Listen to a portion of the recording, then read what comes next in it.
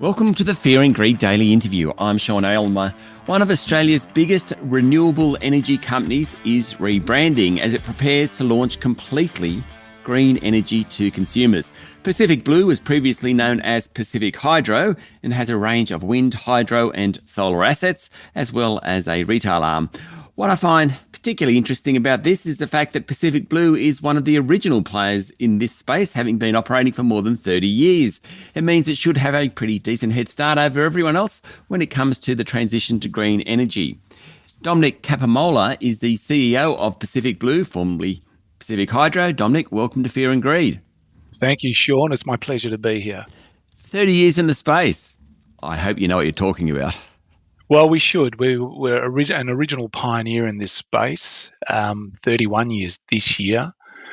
Our very first commercial wind farm in Victoria and Australia was the first commercial wind farm in Victoria and Australia. And from there, we just built more and more and more. And we like to think we are a pioneer and continue to be a pioneer in this space. How many companies are like you? Are you sort of purely green?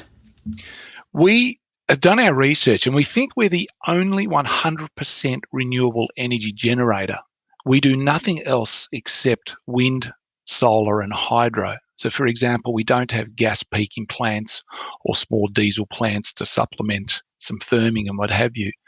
And we certainly know that we're the only 100% renewable gentailer, meaning 100% renewable energy plus an energy retail arm that spans right across the residential, SME and commercial market sectors. Okay. And so who are your customers primarily? Large corporates tend to be our off-takers from our renewable assets, but then we have customers such as a conglomeration of customers that are part of our Melbourne Renewable Energy Project 1 and Mark 2, and they include Melbourne City Council, they include banks, corporates, superannuation funds, chocolate and lolly manufacturers.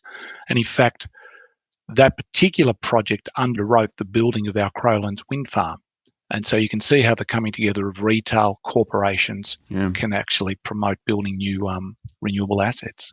But what Pacific Blue is doing is kind of where we all have to get to eventually. Is that fair to say that? Yeah, I absolutely agree with that. And that's, Sean, the key reason why we rebranded. We had Pacific Hydro, 100% renewable energy generator. We had Tango Energy as the retail arm, but nobody really knew our story. And we kept hearing promises about, we're moving to carbon neutral in 2050 or 2040. I mean, the likes of AGL, Alinta, Engie, well, we're already there. And then if you think about what AGL was trying to do last year, they were trying to create a retailer with renewable assets and then separate the carbon intensive assets into a separate vehicle. We sort of looked at that and thought, actually, we're already there and they're trying to catch us. We've got to tell our story and we've got to actually bring our businesses together because we are the pioneer and we're leading this change well ahead of anyone, and yet nobody knows that. Okay, so tell me about the assets you have, wind, solar, hydro. What's the split? You're talking to someone here, Domenic, who is very ignorant in this area. So what's the split? What's the energy mix that you're drawing from? So we have almost 700 megawatts of installed capacity. By way of example, Victoria on average has about 6,000 megawatts of generation feeding its needs in terms of electricity. So we can generate up to 10% of Victoria's needs. Of that 700, about 40 to 50 is hydro. They're our older plants.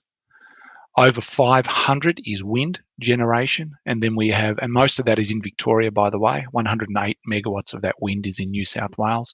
And then we have just over 100 megawatts of solar in Queensland. But our intention is to continue to build out particularly wind, solar in Queensland, and start installing batteries for storage, because once these coal-fired generators come completely off the bars and gas comes off, we need to store energy. And battery at the moment is the best form of storage and the most economic form of storage. So I want to get onto batteries in a moment because I think it's a fascinating area. But when you talk about generating and pushing more wind, pushing more solar, are there cost advantages in some over others? Is it all geography dependent? How's that all work? That really good question, Sean.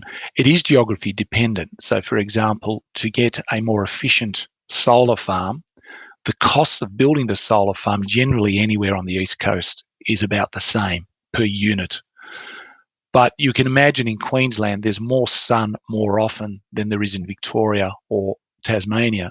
So you get more generation output from a solar farm in Queensland, a little bit less in New South Wales, and that degrades as you come down the East Coast. It doesn't mean you can't build an economic solar farm, but it just means that in those more sunny states where the irradiation is higher, you'll get better efficiency and cheaper energy as a result because you get more out of the same kit.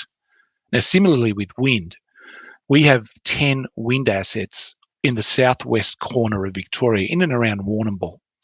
The reason we have them there is because there's more wind more often. So again, for the same cost, for the same piece of kit, you're getting more output of energy, which then means as a dollar cost per megawatt installed, you're able to produce more energy, so you're able to provide it cheaper into the system.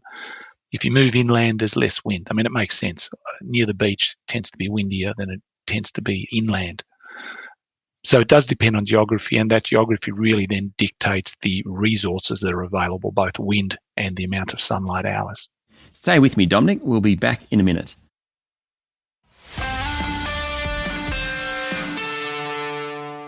My guest today is Domenic Capomolla, CEO of Pacific Blue. Batteries. Where are you up to? It seems when everyone talks about batteries, they say it's kind of the holy grail, but we still seem there's a long way to go still with batteries to make sure they're efficient. Look, batteries are efficient at the moment, Sean, and we've seen a number of big installations.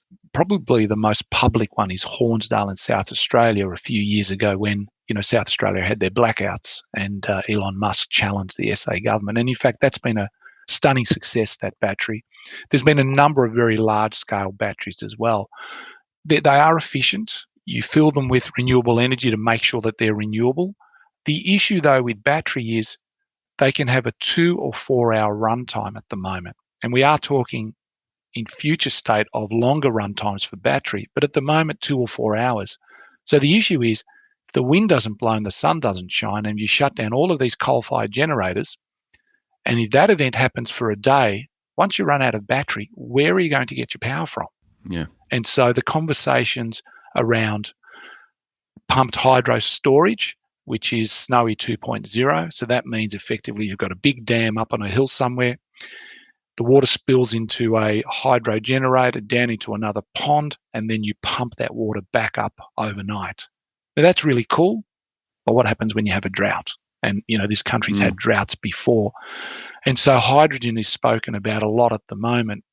The hydrogen at current state is very expensive. It's proven to a point, the technology, but it seems to be the silver bullet, if I can use that term. And a lot are pinning their hopes that that is the answer to long-term storage of renewable energy and the provision of firm renewable energy. Firm meaning when the sun doesn't shine or the wind doesn't blow, we still have available energy via batteries, which is short-term, pumped hydro, which is medium-term, or hydrogen, which is at the moment, as I said, proving to be very expensive, but like most new technologies, likely to come down in cost. Okay. So, Domenic Capomolla, CEO of Pacific Blue, you are putting this in plain English, so I'm going to ask all the dumb questions now. I would love to, I can't have solar panels on my house because the way it faces, it's not going to generate enough. Anyway, that's what I've been told. I'm sure over time things get more efficient, maybe I can. But for the time being, I would love to have green energy. But if I plug my PowerPoint in, I'm sure I'm not getting green energy. How do I get green energy? Like you feed your energy into the national electricity market, I'm presuming? Correct. How do I know that it's green? I mean, it's great to buy a Tesla and you plug it in, but where's the power coming from? Oh, yes. That's such a ripping question, Sean. Stats at the moment are showing us that owners of electric vehicle, less than 50%, actually have a renewable or a green energy tariff. So Right. There's this contradiction, right? I'm buying a Tesla, for example, because I want to do the right thing for the environment, but then I'm out buying energy from companies that have coal-fired or gas-fired generation. So you can see almost the oxymoron in that sort of equation. To answer your question specifically, most retailers, if not all, will offer you a carbon neutral or a green energy product. So what that means is, yes, we are supplying you through the grid, and the grid is a cocktail of coal, gas, wind, solar. But for your specific consumption, we then go and buy offsets, carbon offsets that exactly, or green certificates that exactly match or exceed your consumption. So whilst you're not buying it directly, you are in essence then promoting green energy by the virtue of the fact that we then go out and buy it. Or you do what we do, for example. I can't tell you that the energy out of our wind farms or solar farms are going directly into your home. But what I can say is that for every customer that signs up to Pacific Blue, we are more likely to build the next wind farm or the next solar farm, so that we try and match off a customer's demand with our own generation. And that's another way you can promote building renewable or green energy supply into the system. Okay, so the renewable space then, we talk so much about it. Have we hit that turning point where we are now serious in terms of building up capacity in the next 10 years? And I know the government has set legislation which we are trying to achieve by 2030 and 2050, but kind of are we in a position where we can do that, or does there need to be a lot more incentive for us to reach those targets? Yeah, I don't believe there needs to be more incentives. I think governments are starting to do a really good job in setting targets and opening up pathways. There's a lot of development being proposed that is consented, being proposed that is to be built over the next 5 or 10 years. The federal government itself has announced a Rewiring the Nation program, and a number of state governments supporting building out the poles and wires that will deliver the electricity from renewable energy sources to our homes.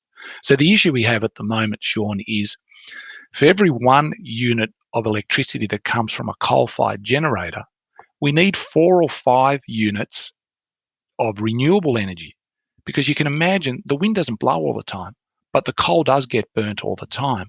Yeah. And so you need almost 4 times that capacity at any point in time to get onto those poles and wires and into our system.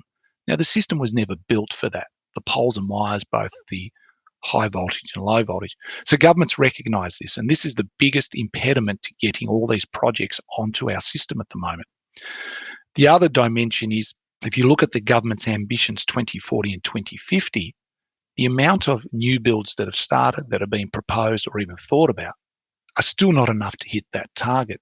But we are seeing pricing levels move to the point that it's making the building of these plants economical for us and still providing reasonably priced power to the consumers.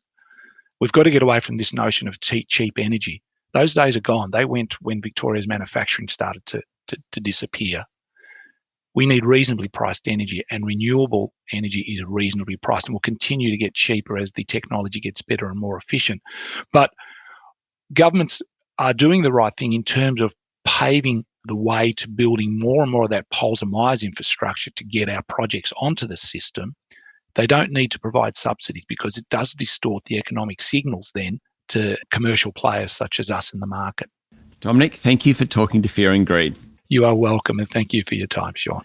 That was Domenic Capomolla, CEO of Pacific Blue. This is the Fear and Greed Daily Interview. Join us every morning for the full episode of Fear and Greed, Australia's most popular business podcast. I'm Sean Aylmer. Enjoy your day.